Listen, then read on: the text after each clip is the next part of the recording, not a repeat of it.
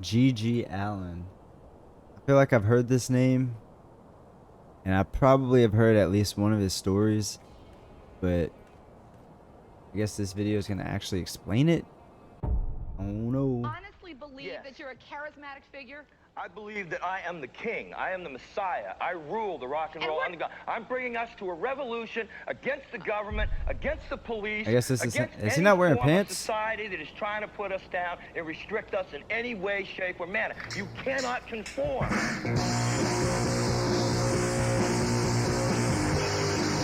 Alright. This ain't copyrighted.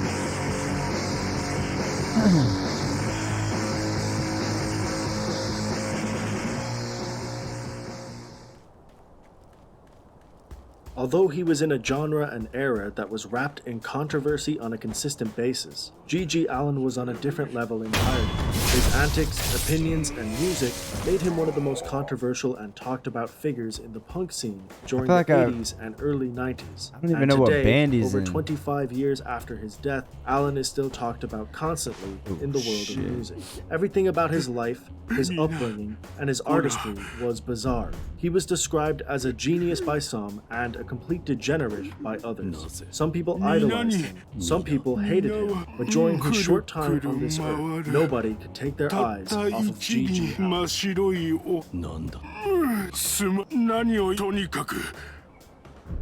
Pure white flower. The earliest indication that Allin's upbringing was far from normal comes from his name. He was born Jesus Christ Allin on the 26th of August, 1956 in New Hampshire. That name alone should tell you that his parents were some strange individuals. Specifically his father, Merle Allin, who stated that Jesus had visited him and told him that his new son would be similar to the Messiah, thus giving him the name. This insane childhood would help form G.G. into the man he would soon become, and it is a pivotal part of the story. The best way to tell you about Allin's childhood and his erratic father is in his own words. He wrote a 1,200-word essay titled The First 10 Years that details his strange upbringing and gives us insight into how hard his life was. The first 5 years of my life were infested with sickness and violence. How do you even know what the first 5 years was like, bro? In the northern woods of New Hampshire with father, mother, and brother.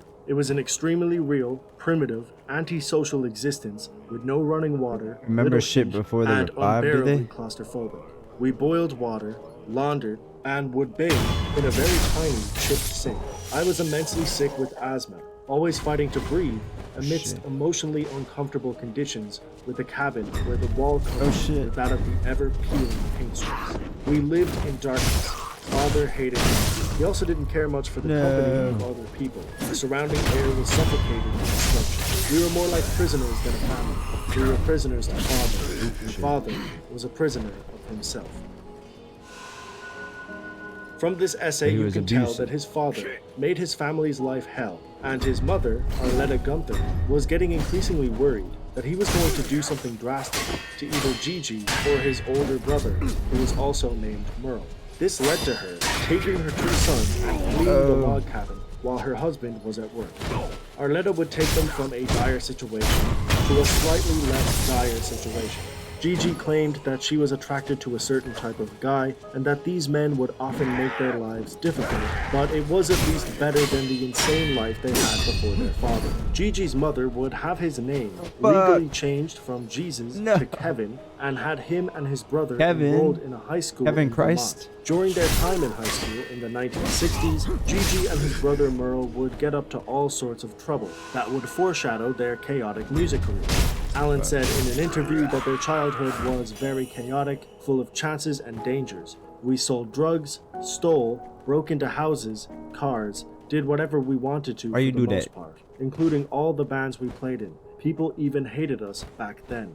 While this was happening, Allin was being inspired by bands like the Beatles, the New York Dolls, Alice Cooper, the Dave Clark Five, and the Ramones. Merle and G.G. would continue their illegal antics for the duration of the 60s and most of the 70s, but these influences would lead them to creating a number of short-lived bands that would create the blueprint for G.G. Allin's music and image. I go for the stick holders.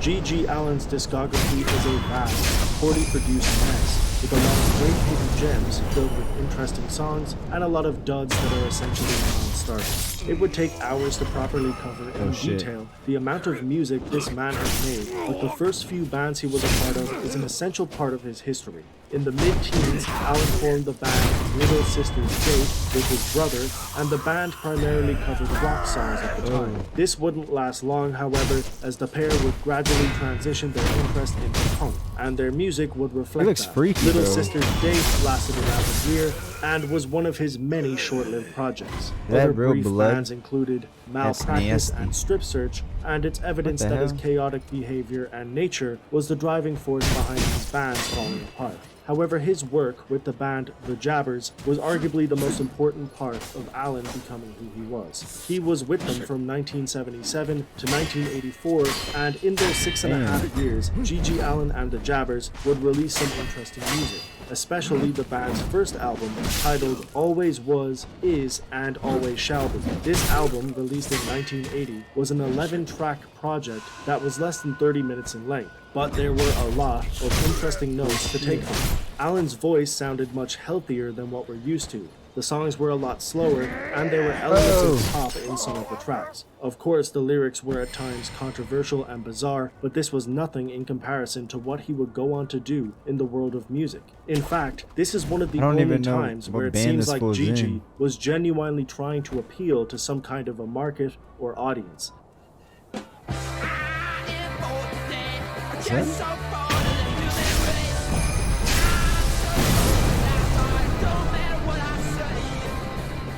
Is that used in one his of later those little years, crosses in Allin the corner would when challenge and fight his audience in many different ways, whether this man it looked be like he by on meth or literally something. trying to fight them or challenging them with his controversial opinions or hard-to-swallow music.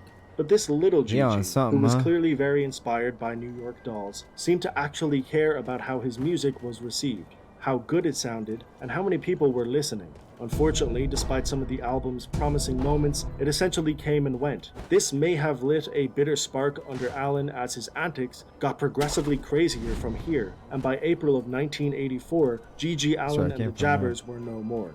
It was a surprisingly good run, and strangely, even though Allin would go on to garner a large fan base and a nationally known controversial image, this was the best his music would ever sound from a technical standpoint. The quality never increased after this, and some critics and fans would say that that was for the best, while others would say that it was an example of his squandered potential. Either way, Allin was on his way to some strange and bizarre times. Dude, rock stars are kind of crazy, right? With or without the music. You gotta be a certain kind of person to feel okay with being on stage and everyone just watching you perform something. WCPX TV Orlando. Michelle Morrow with tonight's news. Meteorologist Pamela Kister. And Mike Storms with sports. This is News Night 6. Looks pretty tame tonight, but what happened here last night would make most of us sick. What the Hello, hell? everyone. Oh, Thanks shit! for joining News Night 6. I was not paying The club owner attention. says it happens in big cities everywhere. Last night it happened in Orlando. Something you would never expect to see in public. And in the end, 2 men arrested on charges almost beyond belief. News Night 6 reporter Shepard Smith joins us live outside the club Space Fish on Church Street with this exclusive report. Michelle, we must warn, what you are about to see and hear is quite graphic, but it's true. Happened at the club Spacefish behind me last night. A band called G.G. Allin and the Murder Junkies performing at a club that prides itself in its words having shows on the cutting edge. People paid $7 to watch a man defecate into his own hand while he was nude. And that is just the beginning.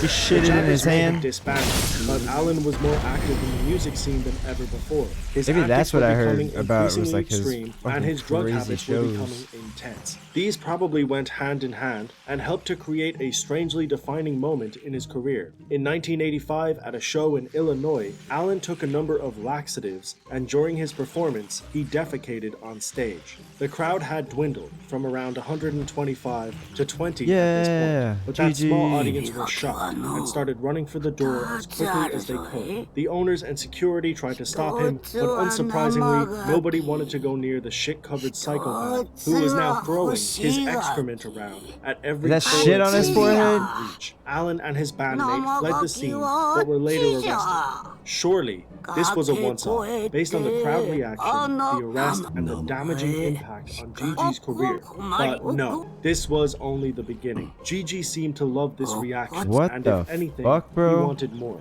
Hold up. So this man was...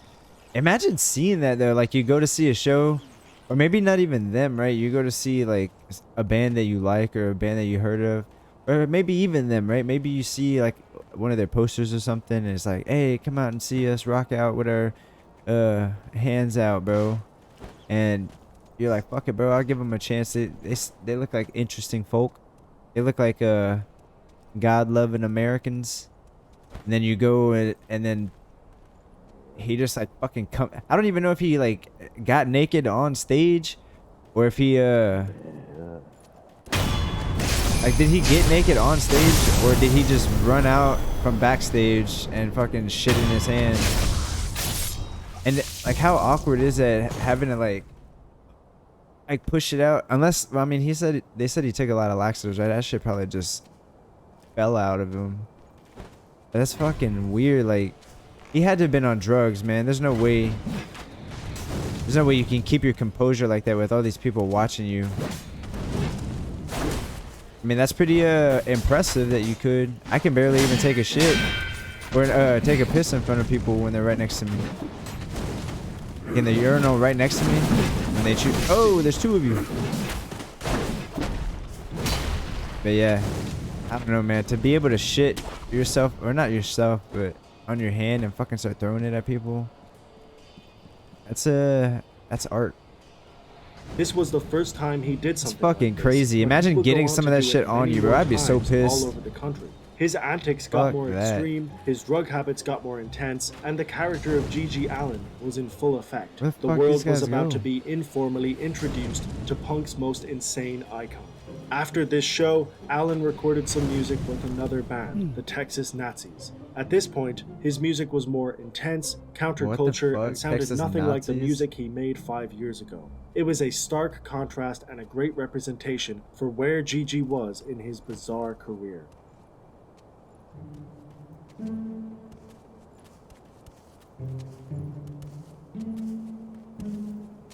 In 1989, Gigi Allin was arrested for assault on a female friend of his, and he was sent to prison where he stayed from December 25th, 1989 to March 16th, 1991.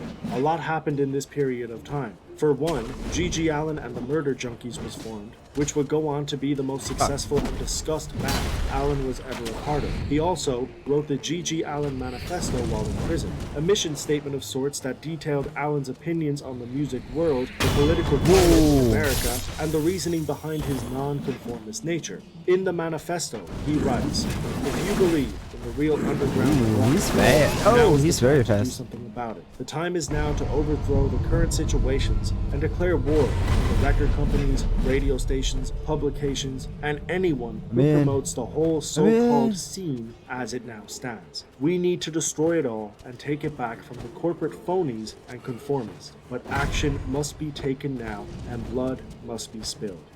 It was obvious that Gigi had a clearer vision of what he wanted to achieve and how he wanted to achieve it. When he was eventually released from prison, he broke the terms of his parole almost immediately and went on tour with his newly band. It was around this time that a young and ambitious filmmaker showed interest in creating a documentary about Gigi.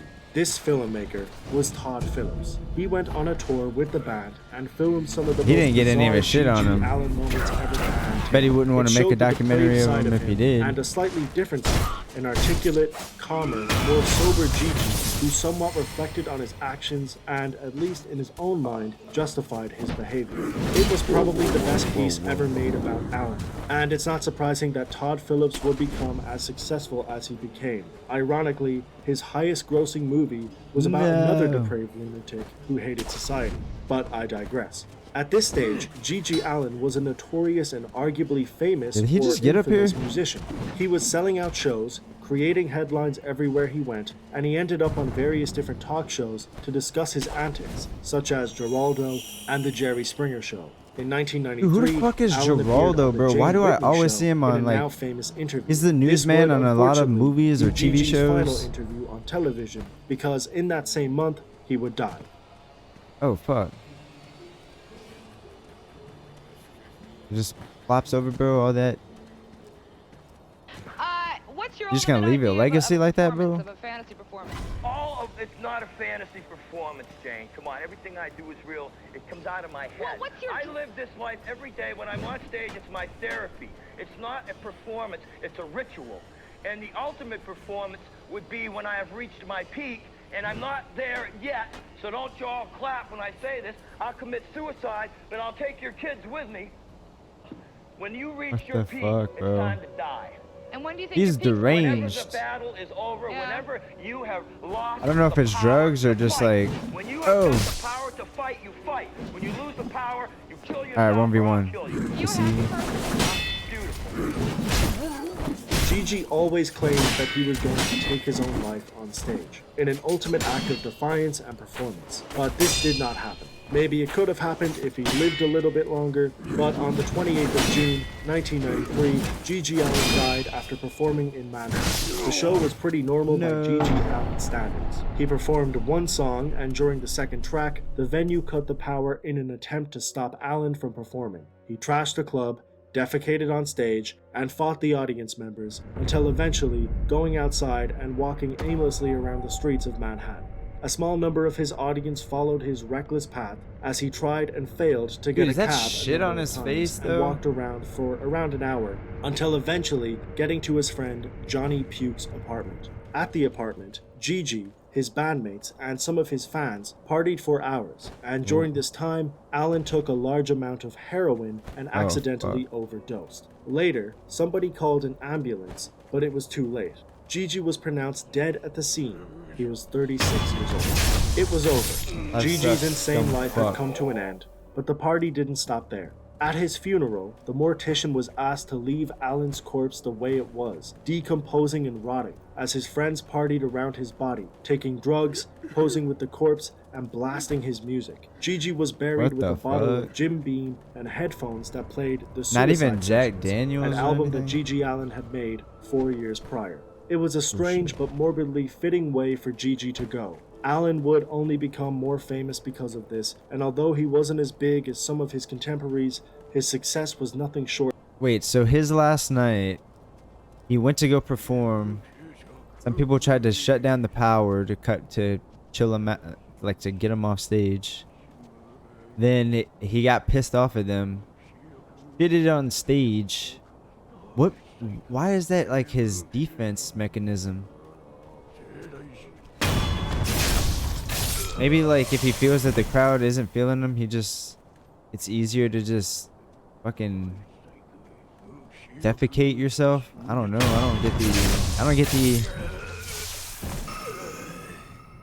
don't get what's going through his cerebellum, bro.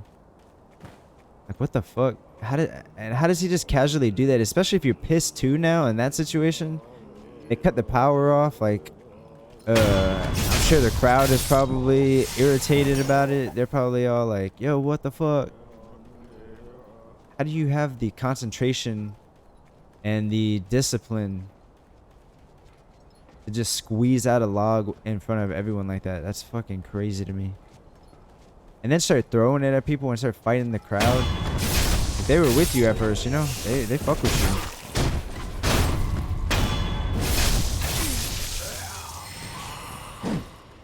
What a crazy night. Yeah, and then he's like, ah, fuck it, dude.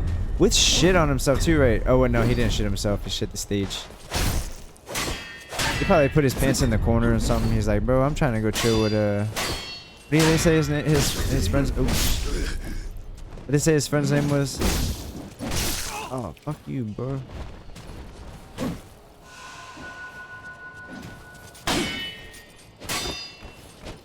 He said, howdy, Bill. I changed my pants out before I did that one.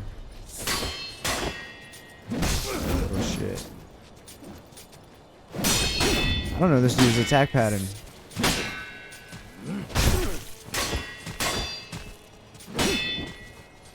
Bitch, get over here. You bleeding. Yeah, and then so he goes over to his homie's house. They do heroin, and he does a little too much. There's no way he wasn't doing heroin already before some of his shows, right? Maybe the heroin helped him squeeze out his shits, or maybe it helped him get more comfortable in that situation. What a strange man. Sort of a phenomenon. A drug addicted, somewhat confused, self-proclaimed degenerate had etched his way into the Punk Hall of Fame, and he probably didn't even want to be there. His life may have ended, but his legacy would be discussed for decades in a comical but almost respectable fashion. Regardless of what you think, by the time he died, he had left his footprint on the music world. Yeah, fair enough.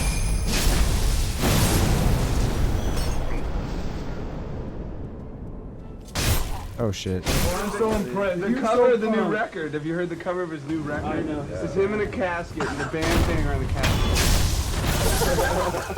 Swear to God. Gigi still sings. That is so weird too, right? That's like a funeral request. No, I was just afraid. I could have went one time. I know he was funny.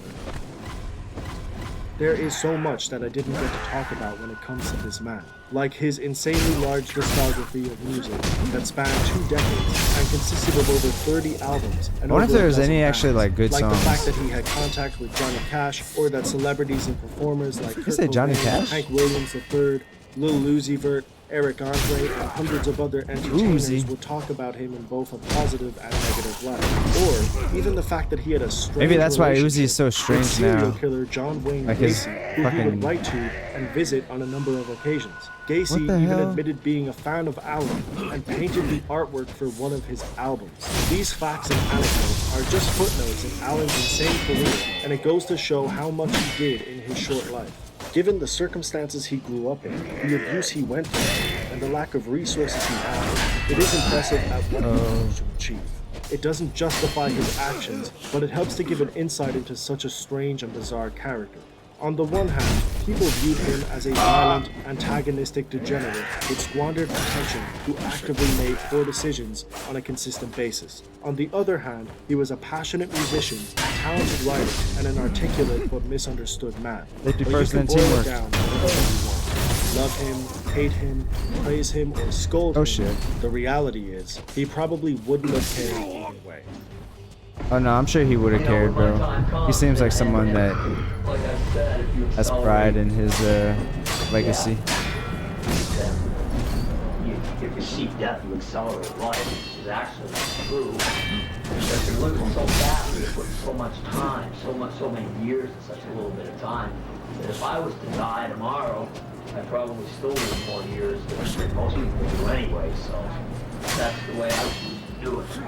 Like I said, you lay down. I'd rather be dead and cool than alive and uncool. Sit down, you say whatever you gotta say. Oh, shit. You make your purpose known, and then you leave. Fair enough, bro. Couldn't have said it better myself. And that is it for the second episode of Morbid Musicians. Thank you very much Who was for the watching. first one? Just like with the last episode on Robert Johnson, I'm going to Robert leave Johnson? a document linked down below where you can Who the find hell is all Robert of the Johnson? videos featured. Who the hell is Robert Johnson? What a fucking weirdo, though. I'm trying to understand how the first time what brought him to just be like, you know what, dude, I'm gonna do it. I'm gonna shit on stage. Actually, no. I'm sorry. The first time he's like, dude, I'm gonna fucking shit in my hand. I'm gonna do it, and they're gonna love it. Do you think he even thought they're gonna love it, or he was just like, dude, they're gonna fucking freak out? Or do you even think he cared about the crowd? Do you think he just thought he was like in his room? Or do you even think he knew he was performing? He was just kind of fucking singing in his own head, and what the hell goes through someone's mind, bro? I mean, heroin, I guess, actually, right? A hell of a drug. I wonder if he was... Oh, shit. Why you do this? I wonder if he was hooked on that heroin before all that. If, like, that's what maybe changed him. I wonder if someone does heroin, if it changes them forever. You know, like I know a lot of people get like tried and then they get hooked on it. They say like that's the fucking ultimate hook, right? But I wonder that people that stop it, if it like actually changes their perspective. I'm sure it does, their perspective on life. It's like even just psychedelics like LSD or shrooms or anything. You do that, that could make you like recontemplate everything, bro. Oh, what do you? How do you see me? Yeah, but what a strange character. Imagine seeing him live. Like today, you'd be able to be like, dude, there was this one crazy fool I seen once that like you wouldn't believe what he did on stage. It is legendary. He earned his, or he's apparently in the Hall of Fame. I don't know if that's true. I mean, I'm sure it is. Why would they lie about that? Dude, these fools just comboed me heavy.